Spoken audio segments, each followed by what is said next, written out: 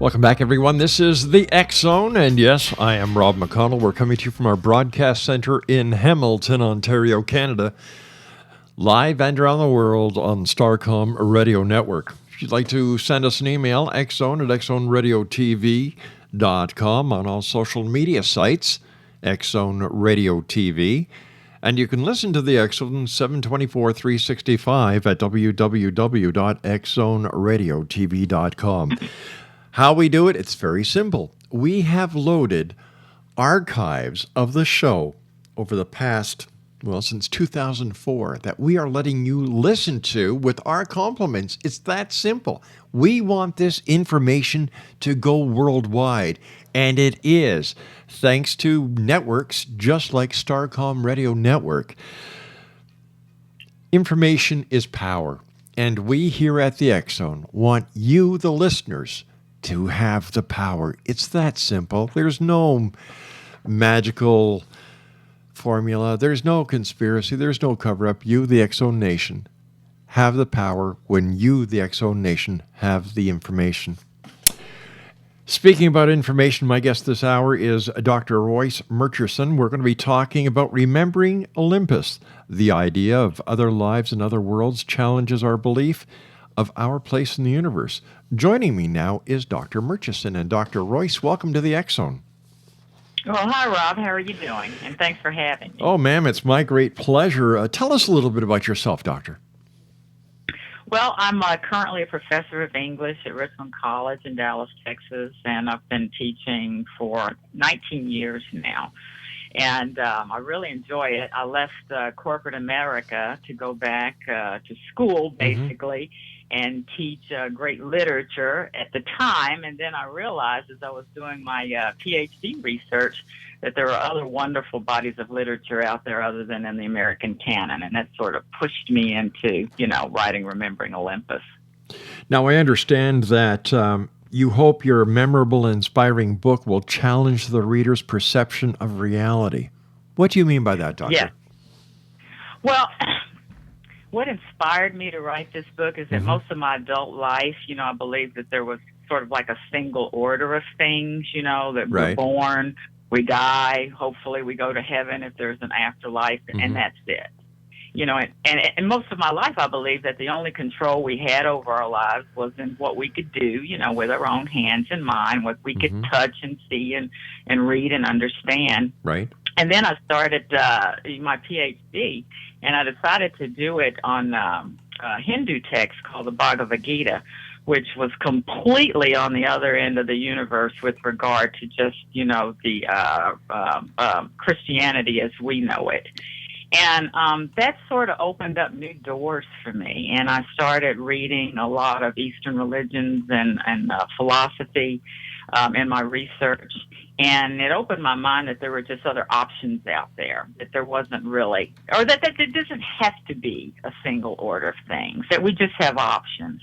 And all the things that I read and I researched and that were my belief systems kind of changed along the way, just kind of all coalesced together. And I said, this is a great message, and I need to get this message out there for everybody else to see, to put some options on the table.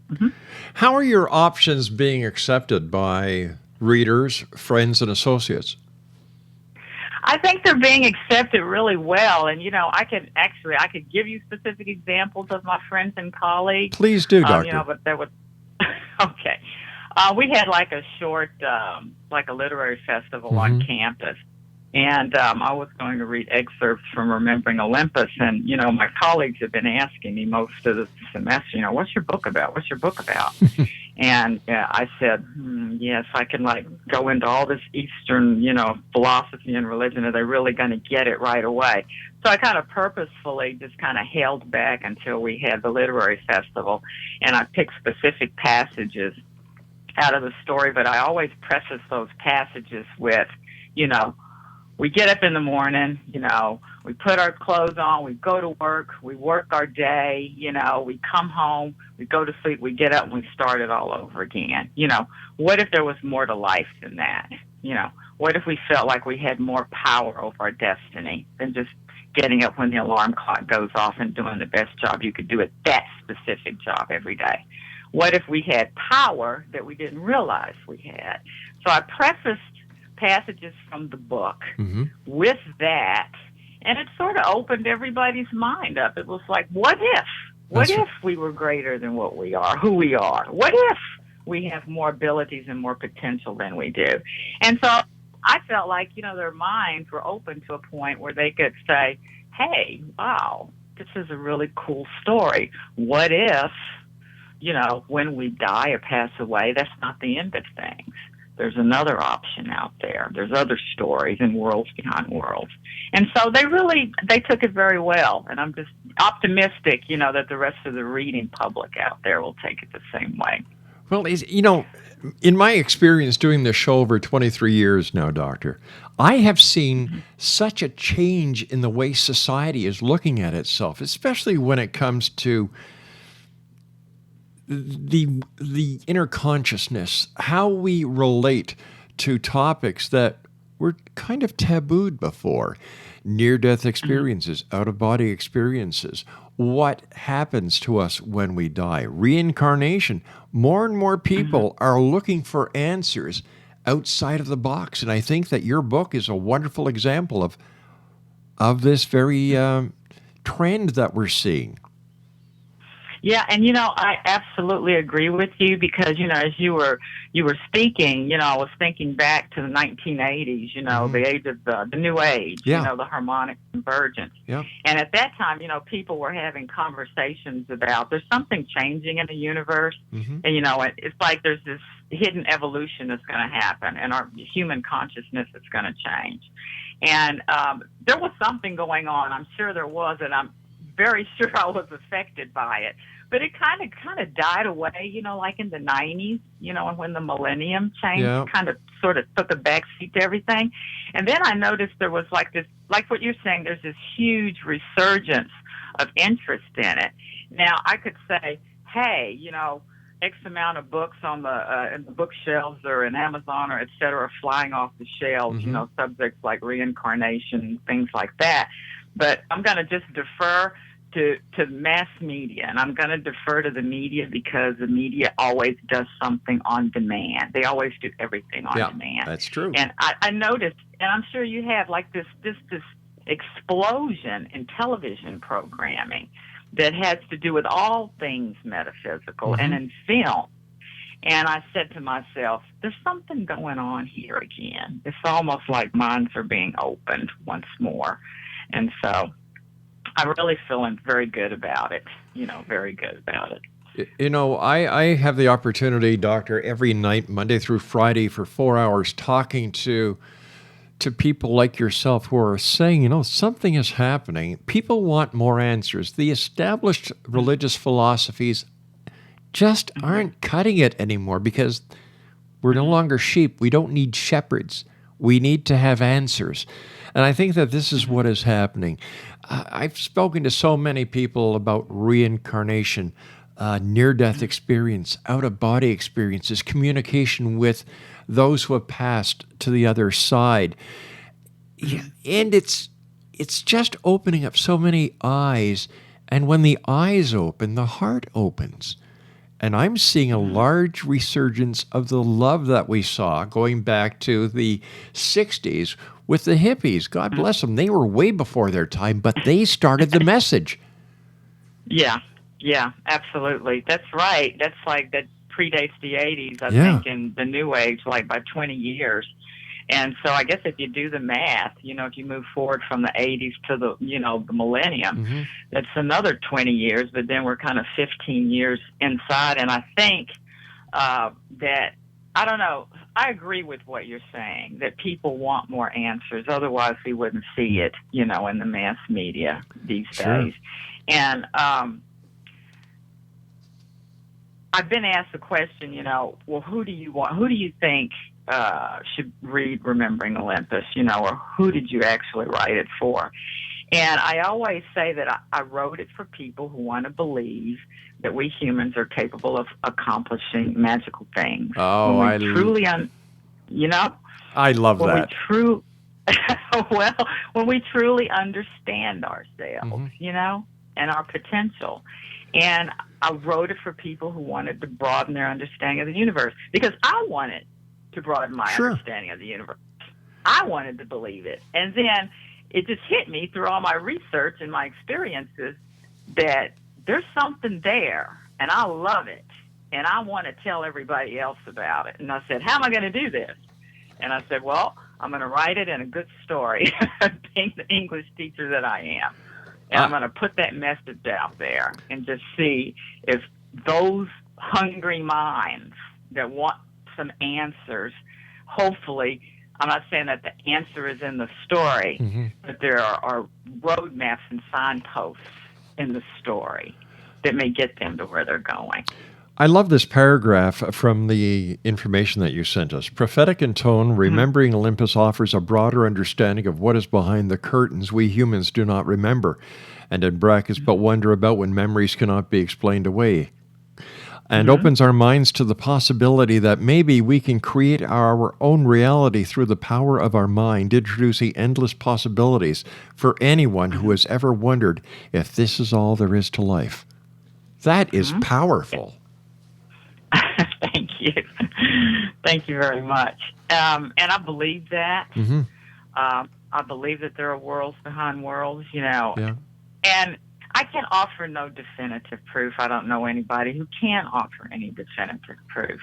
All that I can say is that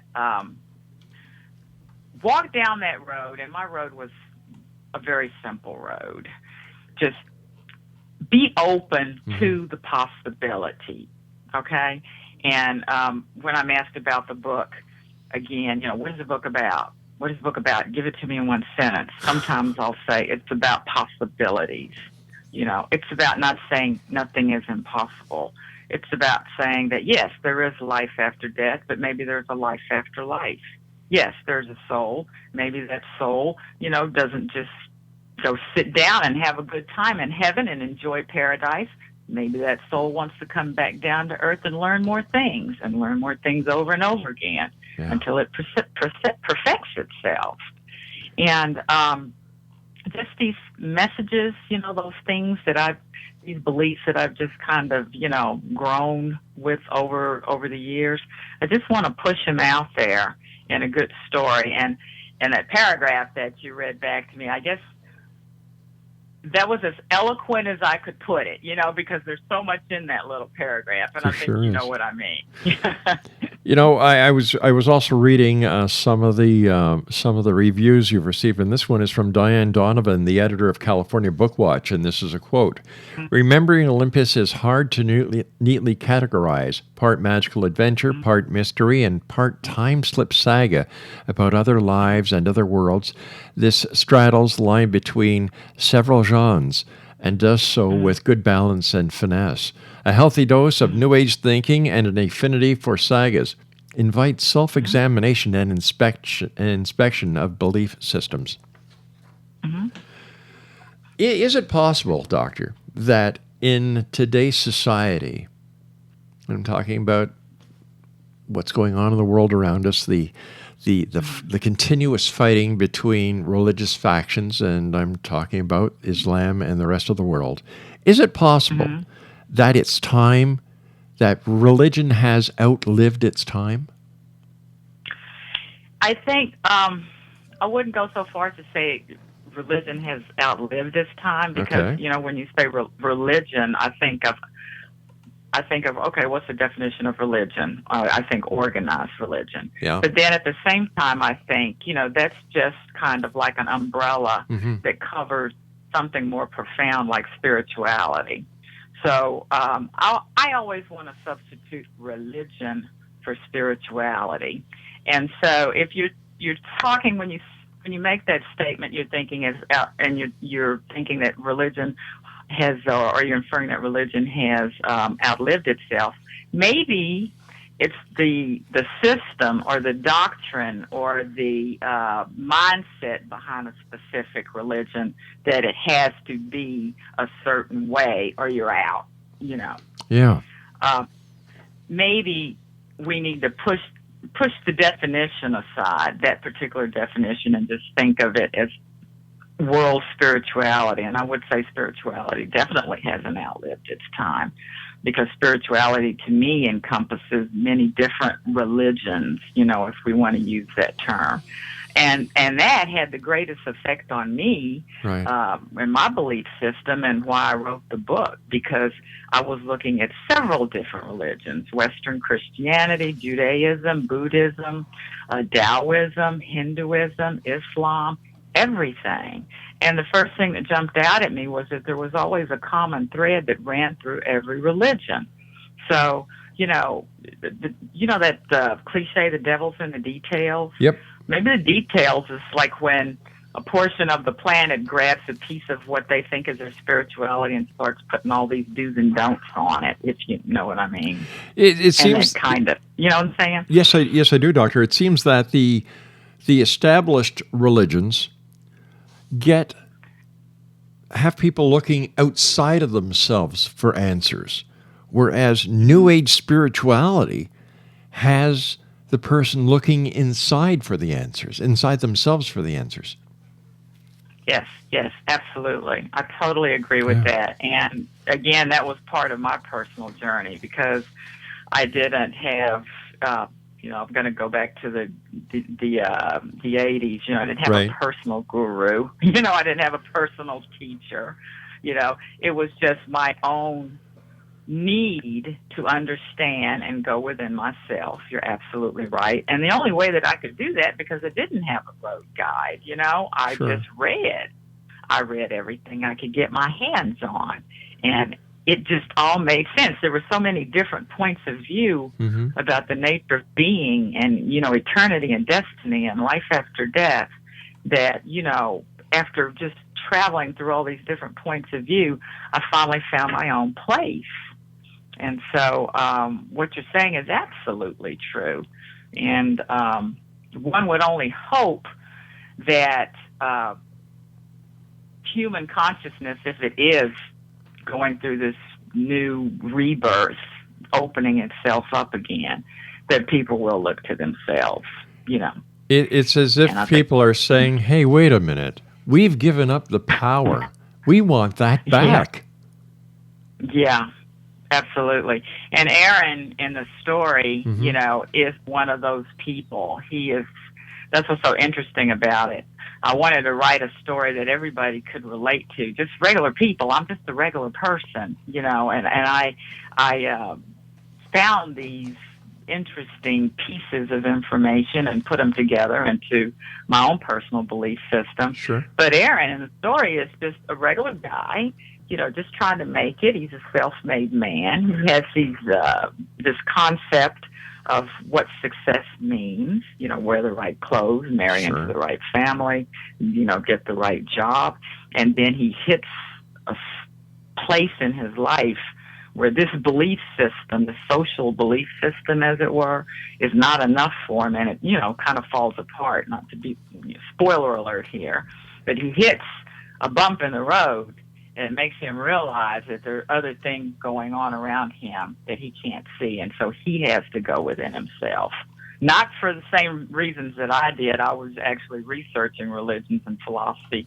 He's forced to go within himself because of just, I wouldn't say it was an average, but a bad thing that happens to him, in the real world, what we understand as the real world. So, when you were doing your research into religion, Doctor, was there anything that you came across that was an epiphany, that aha moment? Yes, it was actually the text that I actually wrote my dissertation on. I based it on. We always have to have a primary text. Yep.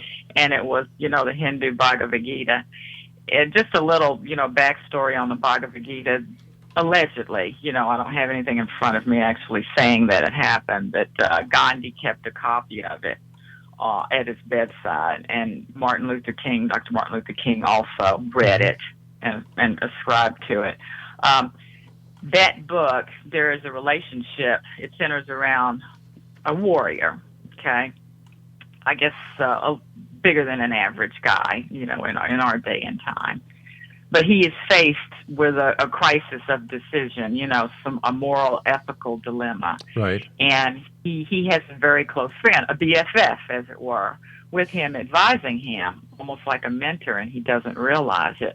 Well, there's a chapter in the book where his mentor reveals himself to be, he's really an avatar. He's like the incarnation, of the Hindu version of God.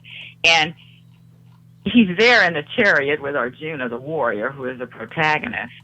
And my epiphany was that, wow, I'm just a regular guy, maybe like Arjuna in his time in this story. And what if I had a BFF like that, an avatar, an incarnation of God, if you want to say that, right there with me, helping me make my decisions? What if that were true? Wow, that means I'm not alone in the universe. That means someone is watching over me. That means I'm still in control of my destiny, but there's someone there to kind of help me navigate the waters. And, that book had a huge, huge influence on me. I actually read it before I decided to do my dissertation on it because it really changed my ideas about the way the universe works. Why do you think, Doctor, there are so many different religions if we are all from one? Oh, I'm not an anthropologist. I wish one of my old professors were here. I'm sorry, I didn't mean to throw you a question from left field, but based on your research, and your own personal beliefs. Right.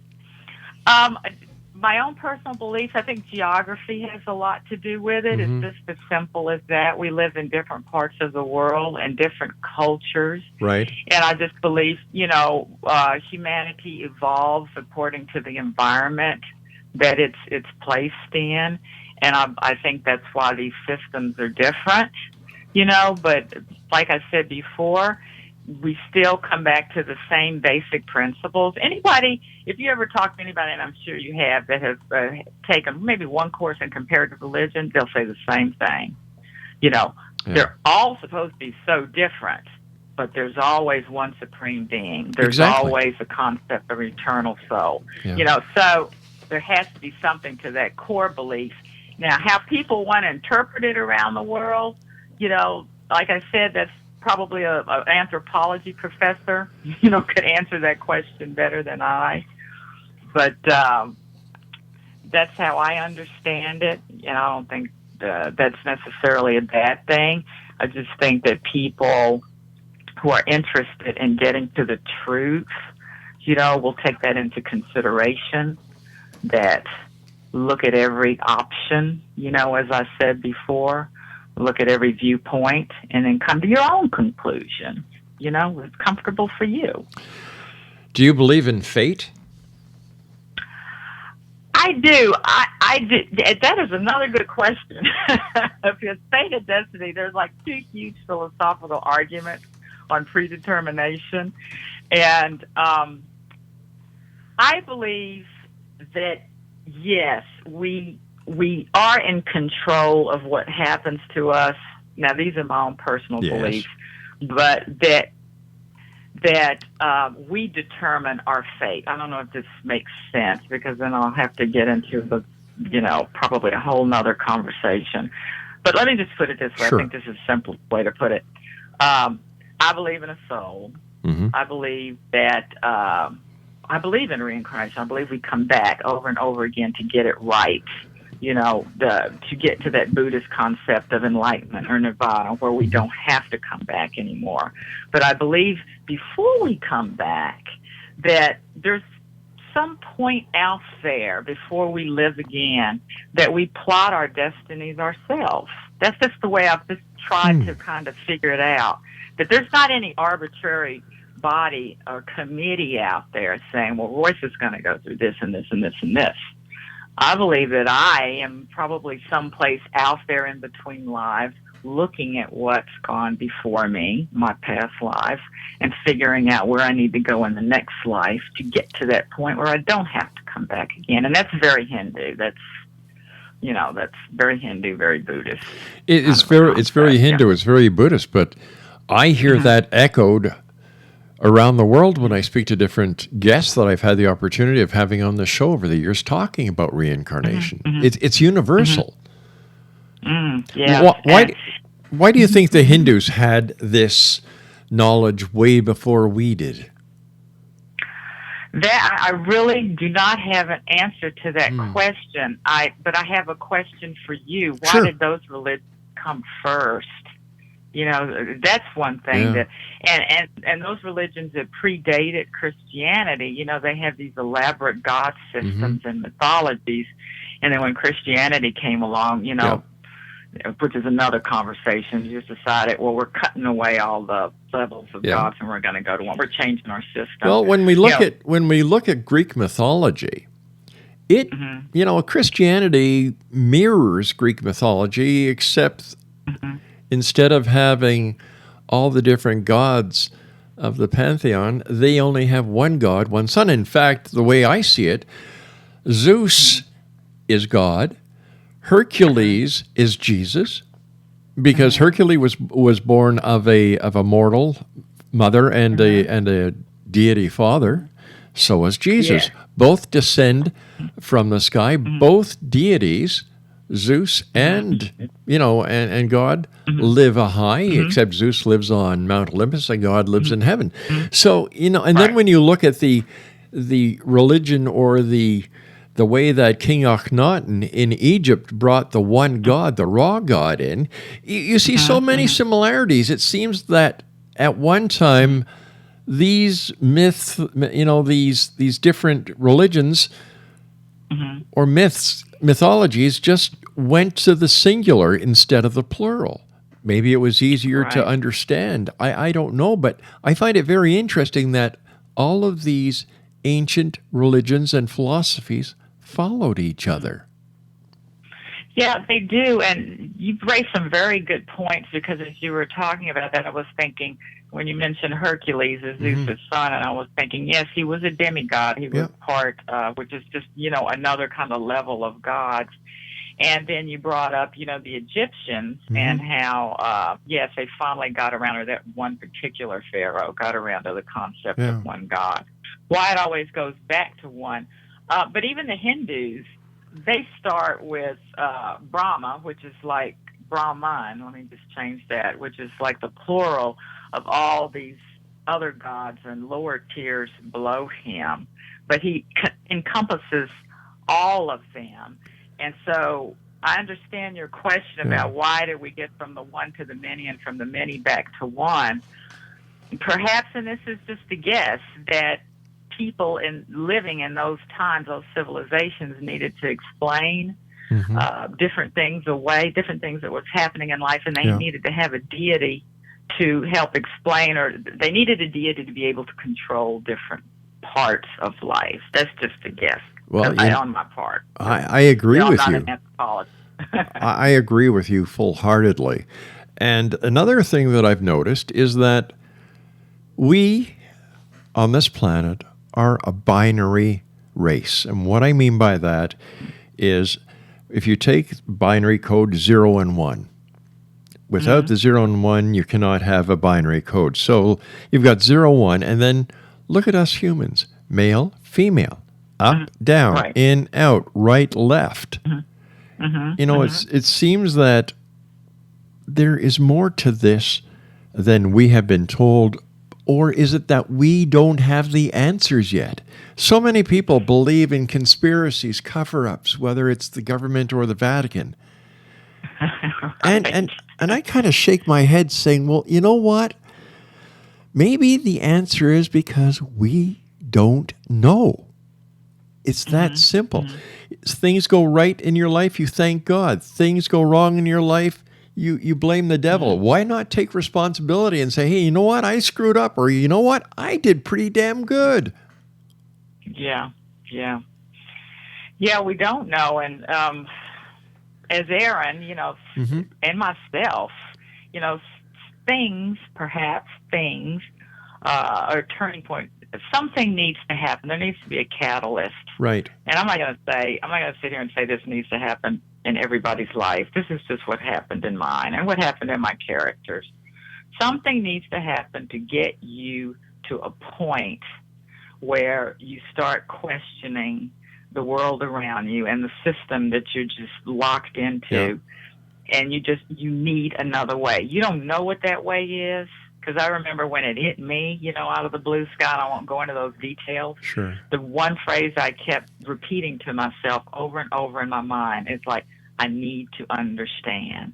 I need to understand. And that's it. I didn't have anything at the end of that phrase. I need to understand. And I kept saying that over and over again, and I knew something was wrong. Mm-hmm. And fortunately, I crossed paths with probably the only real mentor I ever had, but he had a most decisive effect on my life. We crossed paths coincidentally, and that's a poor choice of words, because I don't believe it was a coincidence. And he said, and this is a true story, he said, and he was a colleague of mine, we're going to take our lunch hour and go to the bookstore. And I said, okay, because he was also my boss. Let's go to the bookstore. Well, we had bookstores actually in malls. And he says, I got some interesting things I would like you to read. I think you might find them interesting. And we hadn't even known each other that long. He was literally my new boss of maybe several months. And he pulled 3 books down that kind of set me on my journey. There's a book called The Game of Life. I don't even know if it's in print anymore. Called The Game of Life and How to Play It by Florence Scovel Shinn. It's a small little book. It's not even 100 pages. He pulled that book off the shelf. And then he pulled Edgar Cayce. I'd never even heard of Edgar Cayce. He pulled Edgar Cayce on reincarnation off the shelf. And he said, read these 2. And I said, okay, didn't have a clue what was going on. But I read, and I'm going to do this because he's telling me to do this, and there may be a test at the end of the week. And so I read them, and the rest is history, Rob. I could take you through the rest of the things I ended up reading. But it just changed my life, and it was at a point way before my PhD dissertation. It was just at that point where something's got to change, and I need to understand, not knowing really what I wanted to understand, but I knew that something had to change, and I needed to see the real picture. All right, Dr. Murcherson, we have to take a commercial break. Please stand by. Exonation Dr. Royce Murcherson is our special guest. She is the author of a fascinating book. Please put this on your to-get list, Remembering Olympus. Her website is www.roycemurcherson.com, and that's RoyceMurcherson.com. My name is Rob McConnell. This is The X Zone. The good doctor and I return on the other side of this short set of breaks as we continue live and around the world on the Starcom Radio Network. Don't go away.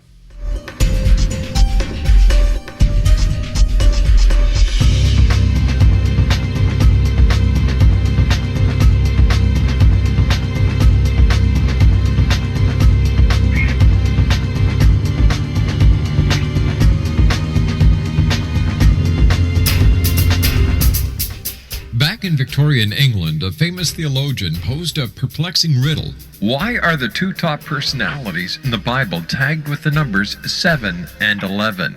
Academics agree the answer is found in the stunning discovery of a hitherto secret Bible structure explained in a new book called The Genesis Grid. The discovery is so simple that preschool children could illustrate it.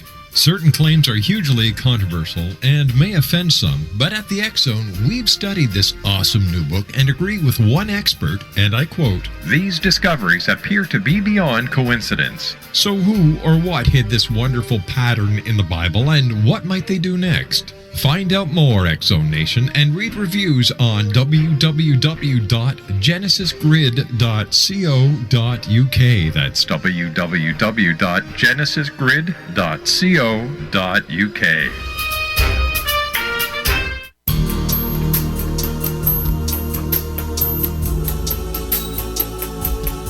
Unwilling to be the government's deadly assassin, gifted psychic Kahara Mitchell went AWOL and ended up buried under rubble in the wake of a great tsunami. she regained consciousness far from Earth on the medical ship of a Daguerreonian intergalactic fleet. Has she been rescued or abducted by aliens? The Chalice of Carrie, Kahira O'Donnell's latest paranormal science fiction romance, is the passionate story of an Earth woman and her destined mates, twin kings from another galaxy. Kahara uses her gifts fighting alongside Lords Rom and Ra in a war that will determine the destiny of galaxies. The Chalice of Carrie by Kahira O'Donnell is now available at KahiraO'Donnell.com or at Amazon.com.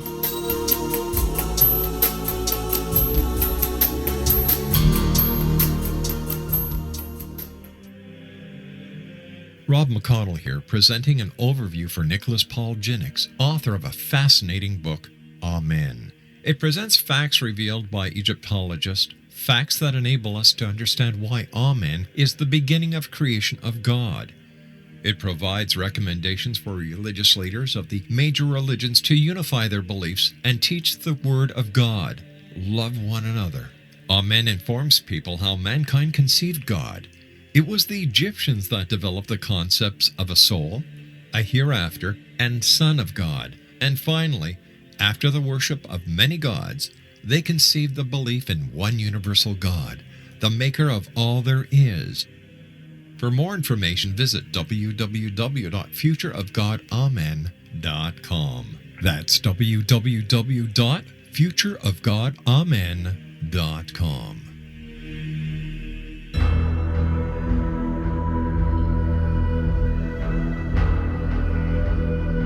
The ability to access the knowledge of the universe is much easier for us to access than we may believe. Brad Johnson, conscious matrix communicator, is one of these unique individuals who is able to access a strong connection to the universal mind. Through his connection, Brad has assisted thousands of clients from all over the world through natural intuitive assistance. The intuitive information received is vast, covering a wide range of subjects. Brad's innate ability includes being able to access one's own universal matrix to help them realize their potential to create a life of profound greatness. One-on-one private sessions with Brad Johnson are available to anyone from around the world. Brad is also a proficiently trained psychic, Akashic Records reader, an online spiritual teacher, founder of his own unique and powerful healing system, Body Regeneration Healing, as well as a professional conscious channeler in communication with his own higher self-consciousness known as Adronis. For more information or to book a service appointment with Brad Johnson, visit his website at www.consciousmatrix.com. That's www.consciousmatrix.com.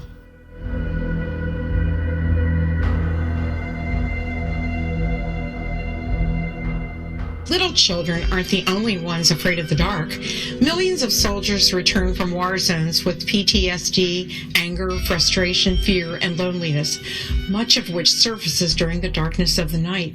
You have the chance to change the lives of these American heroes. Songs and Stories for Soldiers.us provides free MP3 players for these men and women. With a list of 3 million songs in 16 different styles, 100,000 audiobooks, and 30,000 old-time radio programs, every veteran can find something to soothe and comfort them at no cost. All our players contain an 8-hour audio program designed to help veterans fall asleep. With 1,500 plus vets now participating, it's our goal to deliver 10,000 audio players this year. Go to our website at songsandstoriesforsoldiers.us. Help us help a veteran make it through the night.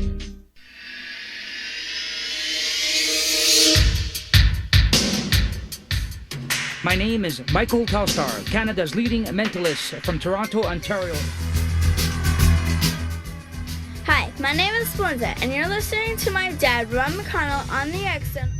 This is Psychic Dorothy from St. Catharines, and you're listening to Rob McConnell. Hello, my name is Holly Reeves, an astrologer from Astro For You, and you're listening to Canada's #1 paranormal radio show, The X-Zone, with Rob McConnell. Welcome to The X-Zone, a place where fact is fiction and fiction is reality. Now, here's your host, Rob McConnell.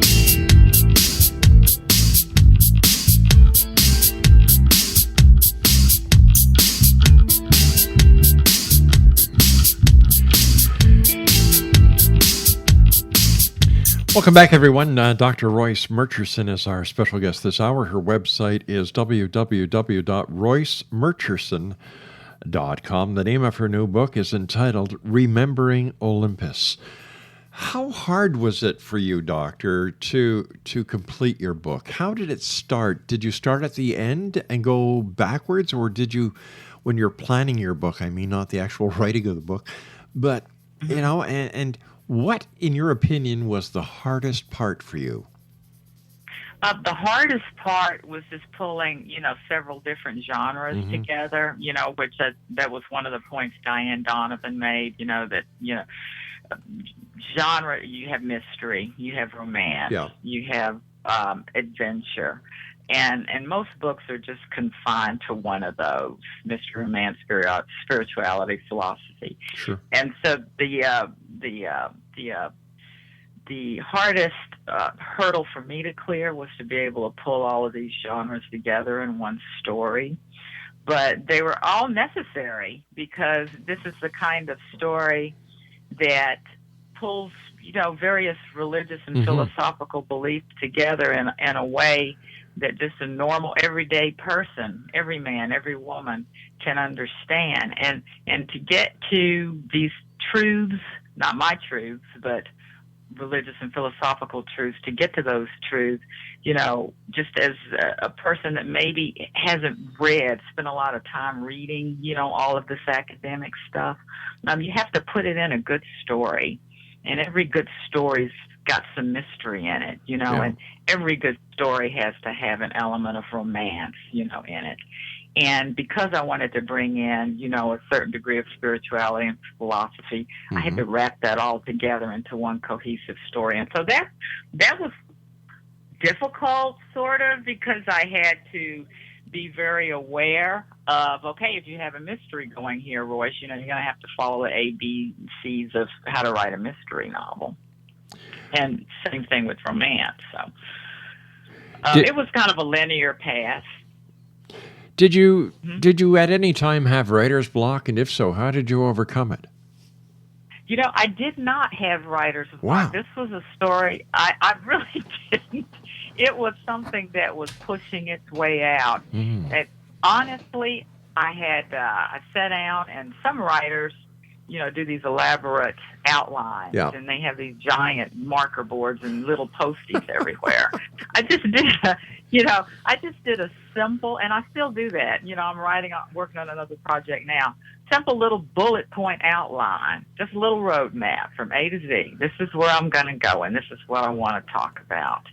And I just sat down and I followed my little bullet points, and the story just came out. It just literally just poured out of me. And I never, ever was at a point where I had to stop and figure out where I was going. I always knew where I was going. So this may be rare, a one-time event. I don't know, but that's the answer to your question. What I've noticed over the years, Dr. Royce, is that when an author writes a fiction story, they're actually trying to get the reader to understand the message behind the fiction, that the fiction is based on fact, but in order to get the reader to better understand and have a better read, they include the romance. They include the different elements that you've done in your book. So what is your basic message behind the message? Or let me just, use phraseology from your own information. What is the message behind the curtain? The message behind the curtain is that remembering Olympus is about being greater than we believe we are. And when we finally figure it out, the road we take is going to be just, fraught with choices that are going to be supremely important in how you spiritually evolve. And so I could also say that Remembering Olympus is about transcending, because when you're walking along that road, and you'll notice that when you're reading the book, because that's the way the story kind of unfolds, you start to see that the choices that we make when we find out that we are perhaps greater beings than we are have everything to do with how we're going to end up at the end of that road. And it's not always a good thing, you know? Sometimes it's a bad thing.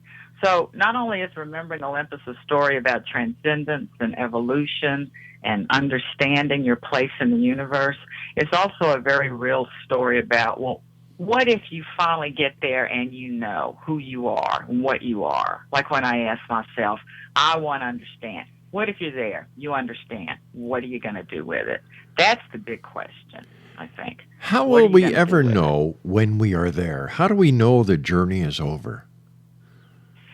I don't know that I don't have the answer. I don't know that we ever know that journey's over because I'm living this particular life right here, and I know my journey is not over. Right. But in this one life that I have a conscience, I'm living, that I have conscious remembrance of, I look at the choices I make. I look at the events in my life. You know, if things just start to go south, I just simply look at the decisions I'm making, and I ask myself, well, what did I base that decision on? You know, what belief, what principle did I base it on? You'll know in your heart if it was the right thing or the wrong thing. It just comes down to that. What is the right thing to do? And if you're living your life and you see, even if bad things happen, but you're able to navigate those things, those rough waters, and you still end up in a place where you feel like, you know, to say, hey, I've been blessed. Hey, I've been lucky, whatever. And you ask yourself, well, why am I getting through all this stuff and I'm landing on my feet? Me, Royce, if you're asking Royce that question, I would say that I would feel like I'm kind of getting there. I'm figuring out, like the title of Shin's book, The Game of Life and How It's Played. You know, I'm almost there. I'm not quite there. I can't say that I am because I'm here living another life. But I must be doing something right, and I just need to keep on in that same vein. You know, this life of ours is rather perplexing.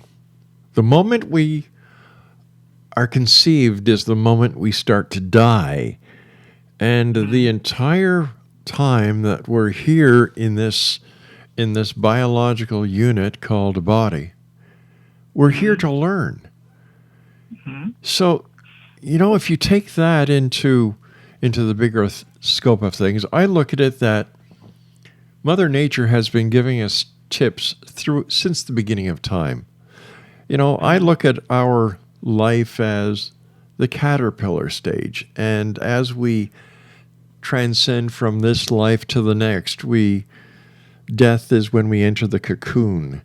And on the other side, we come out as a butterfly to our next life and our next learning cycle. So many people think that this is it. So how do you tell people who are so A to B and that's it? There's no C, D, E, and F. That this is just part of something much greater. Well, you can, if you're a part of the clergy, you know, you're in a pulpit, and you just tell your congregation, this is the way it is, and they either follow or they don't follow. If you're just a regular Joe like me, I'm just a college English teacher, you know, I would just choose to put it in a story that anybody walking along with the ability to read and write and pick the story up, read the story, and then figure out that there's other things, other possibilities out there, other things in life. So I don't see myself like as a preacher, you know, or this be all, know all person. Right. I'm just laying the options out there and putting it in a good story so that people hopefully will understand without being put off by something so foreign, you know, as, say, the reincarnation. You know, I mean, some people buy into it and some don't. Just depends on how you were brought up. Some people buy into the idea that, you know, there are worlds behind worlds and parallel universes and other things like in the book. Yeah. Yeah, I mean, and we have Einstein to help us along there. That's right. You know? You know, But, our time is nearly up, Dr. Royce. First of all, I want to Okay. thank you ever so much for joining us. It has been a great pleasure and delight talking to you. I would like to wish you great success with Remembering Olympus, but I don't think you need it, because I think that the way that you have structured your book and the way that I've had the opportunity of talking to you, your book is going to be a great success. What is the final message that you would like to leave the members of the X-Zone Nation around the world tonight with? I just want everybody to ask yourself the same question that I asked myself. What do I need to understand? Mm-hmm. What do I need to understand to change my life? How do I need to open my mind? What is it that needs to happen for me to see that there's more to me than meets the eye? And if you ask yourself those questions and you look at yourself as more than just a flesh and blood human being, then you'll get to the answers. So that's what I'd like to leave your listeners with, that particular thought. The answers are there. You just have to ask the questions, right? Just have to ask questions. Absolutely. Dr. Royce, thank you very much for joining us. A great pleasure, ma'am, and continued success. Well, thank you very much. It's been a pleasure. Pleasure's been all mine, ma'am. X-Zone Nation, for more information, please visit www.roycemurcherson.com. And the name of Dr. Royce's book is Remembering Olympus, and it's published by Kohler Books. Now, when we come back on the other side of the top of the hour, I'll be joined by Dan Silver. And Dan and I will be discussing what happened, or what we came away with, from the Alien Cosmic Expo that was in Brantford, Ontario last weekend. This is the X-Zone. I am Rob McConnell, and this is a place where people dare to believe and dare to be heard. Monday through Friday from 8 p.m. Eastern until midnight, right here, live and around the world on the Starcom Radio Network. I'll be back on the other side of the short break. Don't go away.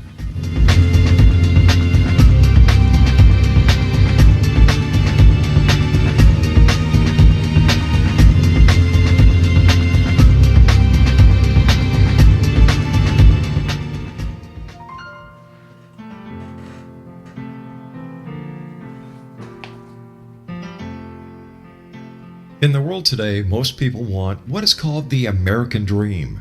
They want love, a family, a fancy car, and a nice home in a nice neighborhood. They also want a good job and money to travel to interesting places. Life is great because they have the American dream. But what happens to this dream if they hear they have a devastating illness like lung cancer? The doctor may tell them they need treatment immediately or they will be dead in 6 months. He tells them you need surgery and then you need chemotherapy to get better. When they get home, they think of many unanswered questions. They ask themselves, will I survive when so many of my friends with cancer have died? How will I deal with the pain, hair loss, nausea and vomiting, sore mouth and other side effects of chemotherapy and pain of surgery? Will I be able to keep on working? What will happen to my family? Then they look at the internet and wonder, is there a better way to deal with lung cancer and return to my American dream? Carl Helvey can tell you yes, there is a better way. Carl Helvey is a registered nurse with a doctorate in public health and a 38-year lung cancer survivor. Carl was given 6 months to live when diagnosed, and he refused chemotherapy and surgery. Carl used alternative interventions. Those not only helped him overcome lung cancer, but also to remain cancer-free and healthy for over the past 36 years since recovery. In his book, You Can Beat Cancer Using Alternative Integrative Interventions, Dr. Helvey will tell you his story of using all-natural treatments for lung cancer and continuing to work during his treatment. Free of pain and discomfort, Carl will also share how he remained cancer and disease-free since then without chronic illnesses or prescribed medications. His story is supplemented with chapters by Dr. Bernie Siegel, Dr. Francesco Contreras, and Dr. James Forsyth, alternative integrative physicians, and Dr. Kim Dalzell and Tanya Harder-Pierce, health professionals. All have successfully helped others overcome cancer. Research presented by the alternative physicians on their treatments for lung cancer demonstrate a significantly higher long-term survival rate for lung cancer clients than those obtained by conventional doctors. In addition, their clients were free of or had reduced side effects.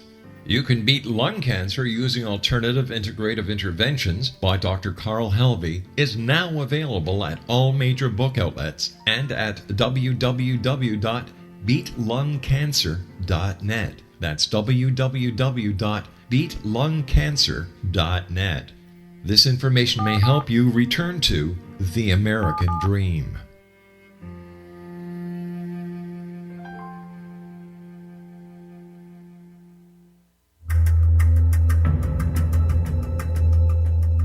Modern Esoteric, Beyond Our Senses by Brad Olson, consummates the lifeology story about where humanity originates. It is the lost continents, the primitive wisdom, the mythos of creation, and the rethinking of ancient history as we are taught in academia. There is much more to the story than what we have been told. As this is the first book in the Esoteric series, Modern Esoteric starts at the beginning of time and accelerates up to this modern age. Future Esoteric is book 2 in the series and takes a forward-looking position ahead of today with an open and honest examination of the ET issue and various unexplained phenomena. To discover the writings of author Brad Olson, visit www.bradolson.com. That's www.bradolson.com.